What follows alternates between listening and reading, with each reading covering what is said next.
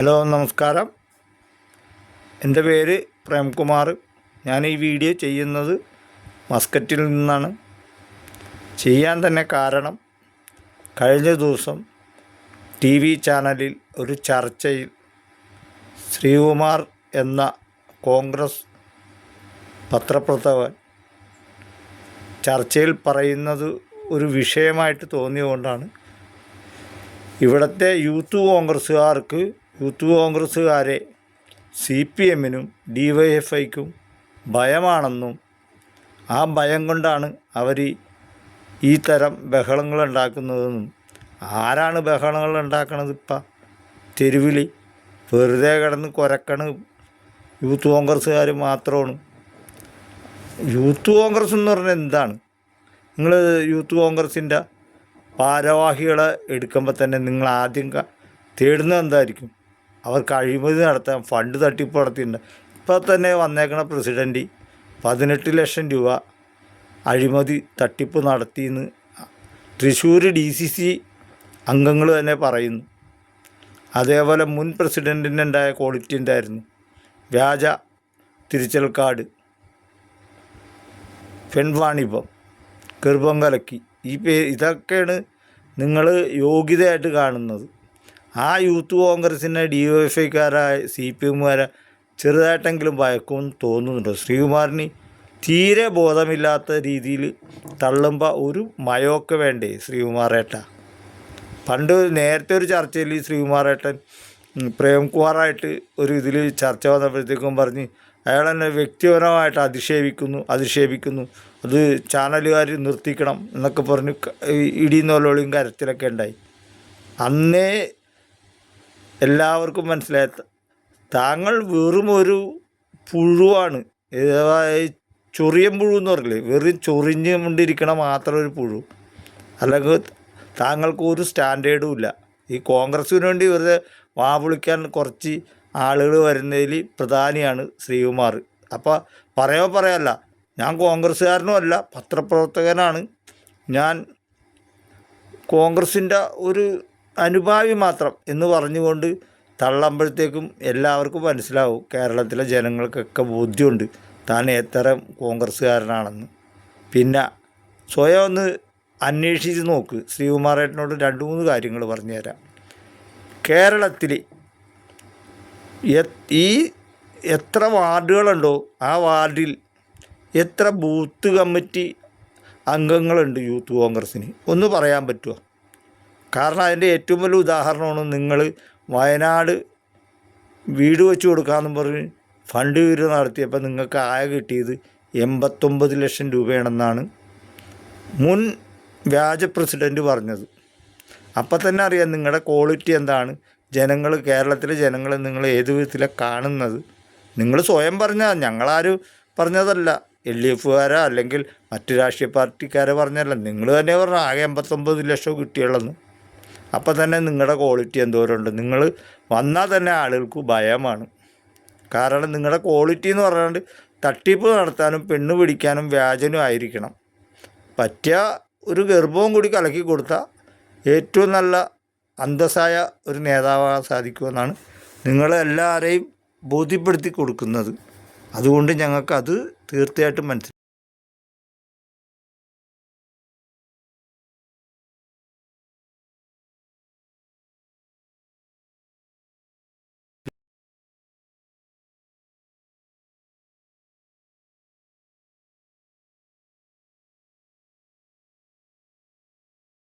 ശ്രീകുമാറേട്ടൻ പറ്റുമെങ്കിൽ LDFൻ്റെ MLAമാർ വേണ്ട, UDFൻ്റെ MLAമാർ ഉള്ള എല്ലാ മണ്ഡലങ്ങളിലും കണ്ണ് തുറന്ന് നോക്കണം. ജനങ്ങളോട് അഭിപ്രായമൊന്നും ചോദിക്കണ്ട, കണ്ണ് തുറന്നൊന്ന് നോക്കിയിട്ട് പറഞ്ഞാൽ കേരളത്തിൽ നടന്ന വികസനം എന്താണെന്നും. കോൺഗ്രസ്സുകാർ ഭരിക്കുമ്പോൾ അഴിമതികളുടെ അരങ്ങായിരുന്നു. ഇപ്പം ഭരിക്കുന്ന ഓരോ മന്ത്രിമാരുടെയെങ്കിലും പേരിൽ സത്യസന്ധമായി നിങ്ങൾക്കൊരു അഴിമതി പറയാനോ ചൂണ്ടിക്കാണിക്കാനോ സാധിക്കില്ല. കാരണം അത് കർശനമായ പാർട്ടിയുടെ നിയന്ത്രണമാണ്. നിങ്ങൾ 2011 തുടങ്ങി 16 വരെ ഭരിച്ച കാലത്ത് നടന്ന അഴിമതികൾ സ്വയം ഒന്ന് വിലയിരുത്തും. നമ്മുടെ എറണാകുളത്ത് തന്നെ പാലാരിവട്ടം ബൈപ്പാസ് പാലം എത്ര കോടി രൂപ കട്ട് ഇന്ന് അതിൻ്റെ തെളിവുകൾ അടക്കം പത്രങ്ങളിലും എല്ലാ ടി വിയിലും എല്ലാം കണ്ടതാണ്, ജനങ്ങൾ കണ്ടതാണ്. പിന്നെ നിങ്ങളുടെ ഒരു ആരോഗ്യമന്ത്രി ഉണ്ടായിരുന്നു ശിവകുമാർ നടത്തിയ തട്ടിപ്പുകൾ, അതിനും കുറേ അന്വേഷണങ്ങൾ നടന്ന് ഇപ്പോഴും കോടതിയിലിരിക്കണ വിഷയമാണത്. നിങ്ങളുണ്ടാക്കണ മാതിരി വ്യാജ തെളിവുകളൊന്നുമല്ല, ഇതൊക്കെ ഒറിജിനൽ തെളിവുകളാണ്. നിങ്ങളെ നേതാക്കന്മാർ നടത്തിയ അഴിമതിയെപ്പറ്റി മുന്നിൽ കാണിച്ചു തരുന്ന സത്യങ്ങൾ. പിന്നെ ഉമ്മൻചാണ്ടീനെ പറ്റി കോൺഗ്രസ്സുകാർ തന്നെയാണ് ഇത് സരിതേന രംഗത്തിറക്കിയതും എല്ലാം നടത്തിയതും ഈ യോപ്പന അറസ്റ്റ് ചെയ്തതും എല്ലാം കോൺഗ്രസിൻ്റെ കളികൾ തന്നെ. നിങ്ങളുടെ ഗ്രൂപ്പിസത്തിൻ്റെ കളിയുടെ ഭാഗമായിട്ട് ഉമ്മൻചാണ്ടി പെട്ടതാണ്. അതിൽ മറ്റു രാഷ്ട്രീയ പാർട്ടിക്കാരെ നിങ്ങൾ പറയണ്ട. പിന്നെ ഇന്ത്യയിലെ ഏറ്റവും ശക്തമായ യുവജന പ്രസ്ഥാനം യൂത്ത് കോൺഗ്രസ് ആണെന്ന് ശ്രീകുമാർ തന്നെ പറയാറുണ്ട്. ശരിയായിരിക്കാം. നിങ്ങൾക്ക് യൂത്ത് കോൺഗ്രസ്സിന് ഇന്ത്യയിൽ മുഴുവൻ എത്ര വരസംഖ്യക്കാരുണ്ട്. ഒട്ടും മോശമില്ലാത്ത രീതിയിൽ ABVP ഉണ്ട്, BJPയുടെ യുവമോർച്ചയുണ്ട്. പക്ഷെ അതിനെ നമ്മൾ വിമർശിക്കാത്ത ഒന്നും കൊണ്ടല്ല. അവർക്ക് കേരളത്തിൽ വലിയ നേട്ടങ്ങളൊന്നും ഉണ്ടാവില്ല. നമ്മൾ കേരളത്തിലെ കാര്യങ്ങൾ ചർച്ച ചെയ്യുന്നതുകൊണ്ടാണ് കേരളത്തിലെ പറയണത്. അവർക്ക് കേരളത്തിൽ യുവമോർച്ചക്ക ഒരു സ്ഥാനവും ഇല്ല. പിന്നെ ഇവിടെ കേരളത്തിൽ മറ്റ് AYFI ഉണ്ട്, മറ്റ് യൂത്ത് വിങ്ങുകളുണ്ട്. അതിൽ വെച്ച് ഏറ്റവും ശക്തമായത് DYFI തന്നെയാണെന്ന് ഏറ്റവും കൂടുതൽ മുന്നിൽ നിങ്ങളുടെയൊക്കെ മുന്നിൽ കാണും. നിങ്ങളുടെ കോൺഗ്രസ്സുകാരുടെയും BJPക്കാരുടെയും മുസ്ലിം ലീഗുകാരുടെയും എല്ലാവരുടെയും കുടുംബങ്ങളിൽ നിന്ന് കൊടുക്കുന്ന പൊതിച്ചോറ് മതി. പൊതിച്ചോറിൻ്റെ കണക്കെടുത്താൽ നിങ്ങൾക്ക് മനസ്സിലാവും കേരളത്തിൽ എത്ര ശക്തമായാണ് DYFI ഉള്ളതും. അവരാരും ഭയപ്പെടാണ്ട് അതിനെ വിമർശിച്ചവനാണല്ല ഈ മാങ്കൂട്ടം, ഈ പെണ്ണുപിടിയൻ വ്യാജൻ. അവൻ വിമർശിച്ചതിന് അവൻ പിന്നീട് തെളിഞ്ഞില്ല. അവനാണ് കേരളങ്ങളുടെ ഏറ്റവും വലിയ പെണ്ണുപിടിയനെന്ന്. അത് തെളിഞ്ഞെന്തുകൊണ്ടാണ്? കാരണം സത്യങ്ങൾ എപ്പോഴും വെളിച്ചത്ത് വരും. അധിക്ഷേപിക്കുമ്പോഴേ വെറുതെ ഇരുന്ന് അധിക്ഷേപിച്ചിട്ട് കാര്യമില്ല. നിങ്ങൾക്ക് ഏറ്റവും വലിയ ഇപ്പോൾ KCയുടെ നിയന്ത്രണത്തിലാണ് കേരളത്തിലെ കോൺഗ്രസ്സുകാർ നടക്കുന്നത്. എന്താണ് KC എന്ന് പറഞ്ഞാൽ ഒതുക്കണേണ്. രമേശ് ചെന്നിത്തലേനെയും VD സതീശനെയൊക്കെ ഒതുക്കി അയാൾക്ക് കേരളത്തിലേക്ക് സ്ഥാനക്കയറ്റം കയറി വന്നം. അതിനാണ് അയാളെ യൂത്ത് വിങ്ങിലെ പലരെയും ഒതുക്കിക്കൊണ്ടിരിക്കുന്നത്. അതുകൊണ്ടൊന്നും കേരളത്തിൽ വലിയ നേട്ടം ഉണ്ടാകുന്നു ആരും പ്രതീക്ഷിക്കണ്ട. കാരണം KCനെയൊന്നും കേരളത്തിലെ ജനങ്ങൾ അംഗീകരിക്കില്ല. കാരണം അയാളൊക്കെ ലോക ഉഡായിപ്പും തട്ടിപ്പോണെന്ന് എല്ലാവർക്കും അറിയാം. അയാൾ കയറിപ്പോയ സ്ഥാനങ്ങൾ തന്നെ ആലോചിച്ച് നോക്കിയാൽ അറിയാം. പിന്നെ ഭയപ്പെടുത്തരുത്. DYFIയോ CPMനെയോ LDFനെ ഭയപ്പെടുത്തിയിട്ട് നിങ്ങൾക്ക് ഒരു ചുക്കും ചെയ്യാൻ സാധിക്കില്ല. കാരണം അതിനുള്ള തൻ്റെയിടവും ചങ്കൂറ്റവും എല്ലാം LDFൻ്റെ ബന്ധപ്പെട്ട എല്ലാവർക്കും ഉണ്ട്. പേടിപ്പിച്ച് ഒതുക്കാമെന്ന് വിചാരിക്കുന്ന ശ്രീകുമാറിനെ പോലെയുള്ള കുറച്ചാളുകളുടെ ദിവ്യ സ്വപ്നം മാത്രമാണ്. അത് ഒരിക്കലും നടക്കാൻ പാടില്ലാത്ത കാണാക്കിനാവെന്ന് പറയും. അതാണ് എൻ്റെ സത്യം. മനസ്സിലാക്കി.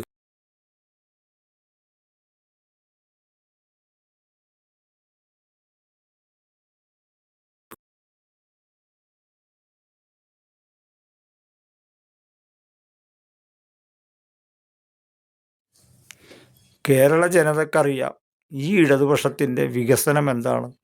അവർ കണ്ണു തുറന്നു കാണുന്ന സത്യങ്ങളാണ്.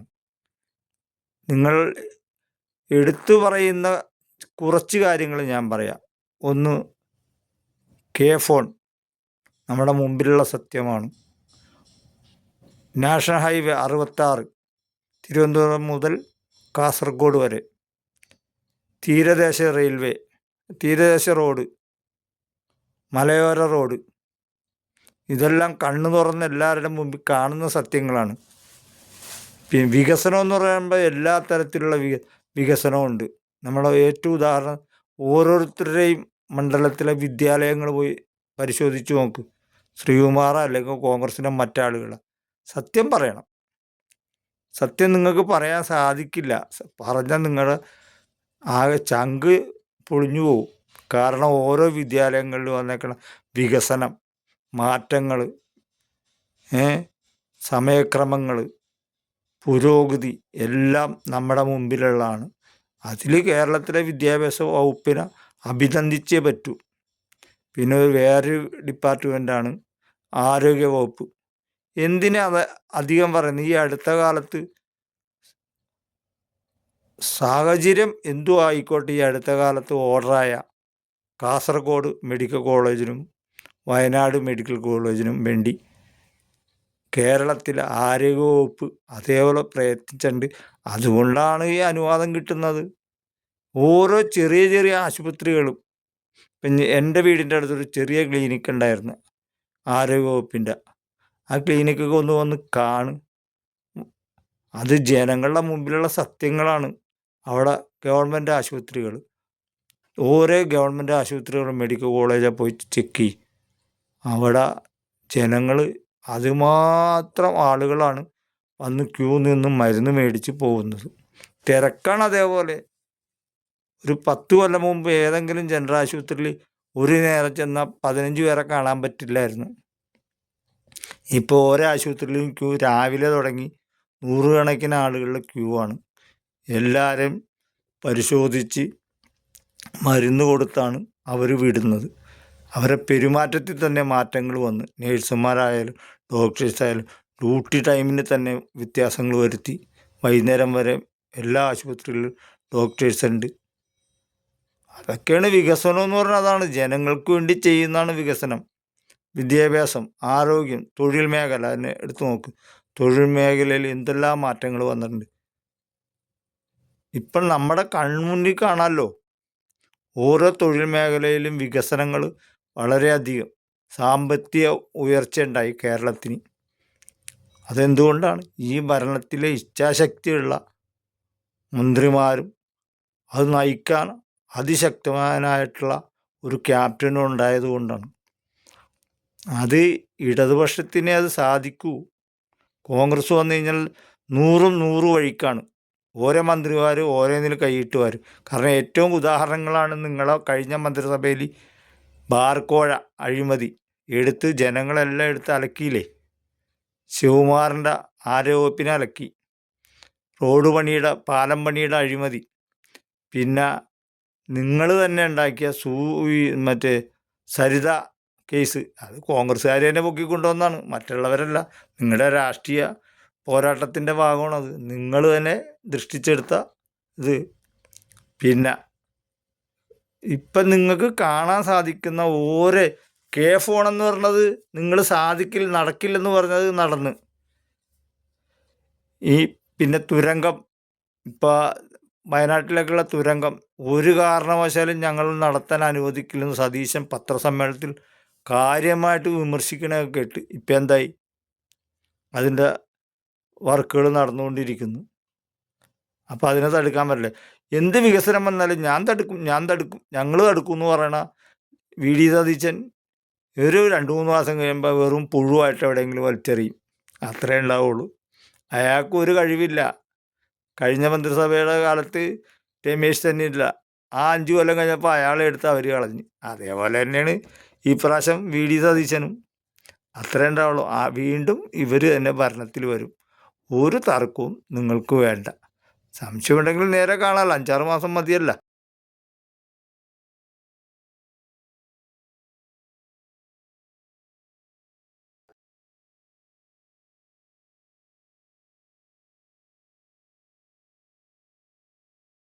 കോൺഗ്രസ്സിലെ ഓരോ അംഗങ്ങൾക്കും അറിയാം കോൺഗ്രസ്സിനെ വിശ്വസിക്കാൻ പാടില്ല എന്ന്. കാരണം അവർക്കൊരാവശ്യം വന്നാൽ ഒന്നും കൂടെ ഉണ്ടായില്ല. ഇപ്പം കാണുന്നവനെ അപ്പാന്ന് വിളിക്കുന്ന സ്വഭാവമാണ് കോൺഗ്രസ്സുകാരുടെ. അതിന് ഏറ്റവും വലിയ ഉദാഹരണമാണ് ഈ അടുത്ത കാലത്ത് നടന്ന പെൺവിഷയത്തെ പറ്റിയുള്ള ഒരു കോൺഗ്രസ് സത്യസന്ധനായ നല്ല വ്യക്തിയായിട്ടുള്ള ഒരു മുൻ എം പിയുടെ പേരൊന്നും ഞാൻ പറയുന്നില്ല, അദ്ദേഹത്തിൻ്റെ മകളെ അധിക്ഷേപിക്കാൻ വരെ ഈ ലൈംഗിക ചുവയോടുകൂടിയുള്ള ഈ മാങ്കൂട്ടം അതിനെ ക്ഷണിച്ചും അതിനെ അപമാനിക്കാൻ ശ്രമിക്കുകയൊക്കെ ചെയ്തിട്ടും പരാതിപ്പെട്ടിട്ട് പോലും ഒരു കോൺഗ്രസ്സുകാരനും ആ പഴയ എം.പിയെ സപ്പോർട്ട് ചെയ്തില്ല, സഹായിച്ചില്ല. അതിനും കൂടി വ്യാജനായിട്ടുള്ള ഈ പെണ്ണുപിടിയതിനു വേണ്ടി സപ്പോർട്ട് ചെയ്ത്. നിങ്ങളതാണ് കോൺഗ്രസ്സുകാരുടെ വ്യത്യാസം, അതാണ്. പെണ്ണുപിടിയന്മാരും അധിക്ഷേപിക്കുന്നവരെ മാത്രമേ നിങ്ങൾ പ്രോത്സാഹിപ്പിക്കുകയുള്ളൂ. അതിന് ഏറ്റവും വലിയ ഉദാഹരണമാണ് 2021 ഇലക്ഷന് മുമ്പ് നിങ്ങളുടെ തൃത്താലയിലെ ഒരു MLA ഉണ്ടായിരുന്നല്ലോ, ബൽറാം. AKജിയും പാർട്ടിയും അധിക്ഷേപിച്ച് സംസാരിച്ച് ജനങ്ങളവിടെ കൊണ്ടിട്ട് തോട്ടിക്കൊണ്ടിട്ട്. അത് കഴിഞ്ഞത് നിങ്ങളുടെ ഒരു പെങ്ങളൂട്ടി എന്നും പറഞ്ഞിട്ടുണ്ടായി. അത് പാർട്ടീനെ അധിക്ഷേപിച്ച് വലിയ പാട്ടൊക്കെ പാടി വലിയ ഷോയൊക്കെ കാണിച്ച് ആലത്തൂരിൽ നിന്ന് ആദ്യം തോറ്റി. അത് ചേലക്കരയിൽ പോയി. ചേലക്കരയിൽ പോയപ്പോൾ അവിടെ നിന്ന് എടുത്ത് ആളുകൾ തോട്ടിയിട്ട്. പിന്നെ നിങ്ങൾ KT ജലീലിനെ തോൽപ്പിക്കാൻ വേണ്ടി ഒരു നന്മ മരമൊന്നും പറഞ്ഞതിനെ കൊണ്ടുവന്നു. അതിൻ്റെ ഗതി എന്തായി? അതും പോയ വഴി എവിടെയെന്ന് പോലും ആർക്കും അറിയില്ല. പിന്നെ ഗവൺമെൻറ്റിനെ ഞങ്ങൾ തറ പറ്റിക്കുമെന്നും പറഞ്ഞ് നമ്മുടെ വടക്കാഞ്ചേരിയിൽ ഒരു അക്കരെ ഉണ്ടായിരുന്നു, അനിൽ. അത് എവിടെ പോയി? ഇതൊക്കെയാണ് കോൺഗ്രസ്സുകാരുടെ ഗതികേട്. പിന്നെ നിങ്ങളുടെ ഘടകകക്ഷിയില പിണറായി ഒരു പഞ്ചായത്ത് മെമ്പറായിട്ടാന്ന് ചോദിച്ചാൽ KM ഷാജി എവിടെ പോയി? പിന്നെ ജലീലിനെ തോൽപ്പിക്കാൻ വേണ്ടി വിമർശിക്കാനുമായിട്ട് ഒരാളുണ്ടായിരുന്നു, PK ഫിറോസ്. അതെവിടെ പോയി? ഇതേ അവസ്ഥ തന്നെയാണ് അടുത്ത പ്രാവശ്യവും. മൂവാറ്റുപുഴയിൽ നിന്ന് ഒരു കാരണവശാലും കുഴനാടൻ ജയിക്കില്ല, അതിന് ഒരു തർക്കവും വേണ്ട. പാലക്കാട് നിന്ന് ഈ രാഹുൽ മാങ്കൂട്ടം ഒരിക്കലും ജയിക്കില്ല ഇനി. കാരണം അവിടെ വീടിൻ്റെ മുമ്പിൽ എല്ലാവരും എഴുതി വെച്ചിട്ടുണ്ട്, കോഴി വരലിലെ കോഴികൾ ഇങ്ങോട്ട് കയറ്റമില്ല, പെണ്ണുപിടിയന്മാർക്ക് സ്ഥാനമില്ല, അങ്ങനെ എഴുതി വെച്ചിട്ടുണ്ട്. ഈ VD സതീശൻ തന്നെ അടുത്ത പ്രാവശ്യം പറവൂന്ന് ജയിക്കുന്നു തോന്നുന്നുണ്ട്. കോൺഗ്രസ് തന്നെ കാലുവാരും, അത്രയേ ഉള്ളൂ. പിന്നെ ബി ജെ പിക്ക് സ്ഥാനം ഉണ്ടാകണമെങ്കിൽ ഒറ്റ വഴിയേ ഉള്ളൂ. കോൺഗ്രസ്സുകാർ കാലുവാരി ഇപ്പം തൃശ്ശൂർ MP ആക്കിയ സുരേഷ് ഗോപിയുടെ മാതിരി കുറേ വോട്ട് മറിച്ചു കൊടുത്ത് കച്ചവടം നടത്തി കുറച്ച് ആൾ കഴിയുമ്പോഴത്തേക്കും അവർക്കും BJP ആകാന്നുള്ള ആഗ്രഹം മൂത്ത് നടക്കുന്ന കുറേ കോൺഗ്രസ്സുകാരുണ്ട്. അതൊക്കെ വലിയ താമസമില്ലാണ്ട് എല്ലാവരും കോൺഗ്രസ് BJP ആവും. ഇപ്പം തന്നെ മീതൽ കതറും അടിയിൽ കാക്കിക്കളസമാണ് എല്ലാ കോൺഗ്രസ്സുകാരും ഉപയോഗിക്കുന്നത്. ഒരു വിക്ക് വരും.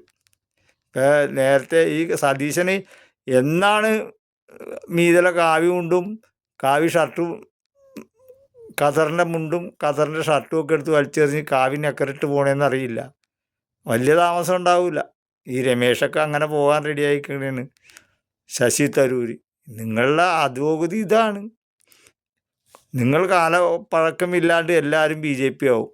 അപ്പോൾ വർഗീയതയുള്ള നിങ്ങൾക്ക് അതിന് ഏറ്റവും വലിയ ഉദാഹരണമുള്ള ജമാഅത്ത് ഇസ്ലാമീനെ ഇലക്ഷന് കൂട്ടുപിടിക്കുന്നത് പാലക്കാട്. നിലമ്പൂരിൽ നിന്നിപ്പോൾ ജമാഅത്ത് ഇസ്ലാമി, SDPI എല്ലാ വർഗീയ പാർട്ടികളെല്ലാം നിങ്ങൾക്ക് സപ്പോർട്ട്. നിങ്ങൾക്ക് വർഗീയത ഉണ്ടാക്കി പാർട്ടി വളർത്താൻ നോക്കുന്നവരും നിങ്ങൾ ക്ഷയിച്ചുകൊണ്ടിരിക്കും. BJP വളരുകയും ചെയ്യും. BJPനെ വളർത്താൻ കോൺഗ്രസ്സുകാർ തന്നെയാണ്.